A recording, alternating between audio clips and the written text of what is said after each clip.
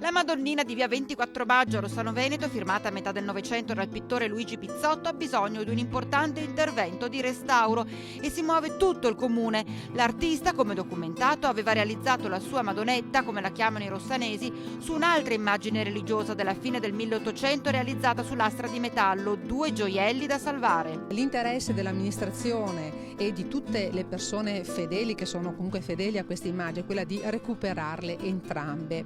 La proposta fatta da un gruppo di restauratori è quella di staccare questo affresco e di conservarlo in un luogo idoneo, che può essere anche la biblioteca civica oppure la sala consigliare del comune o una sala aperta al pubblico, e recuperare contestualmente la prima Madonnina di fine Ottocento che giace ancora sotto il dipinto del Pizzotto. I tempi sono molto stretti e per poter operare, siccome non è di proprietà comunale ma la mura è di un privato, il privato deve cederla per interessi comunali al comune. Abbiamo già iniziato tutte le pratiche, la sovrintendenza deve dare la possibilità, i permessi di poter intervenire su questa che è un'opera comunque tutelata dei beni culturali, e dopodiché si potrà procedere per un restauro. E qui è scattata la gara di solidarietà dei rossanesi che vogliono partecipare a far tornare all'antico splendore le 2 Madonnine. Sono arrivate offerte di 100, 200, 300 euro, 800 euro,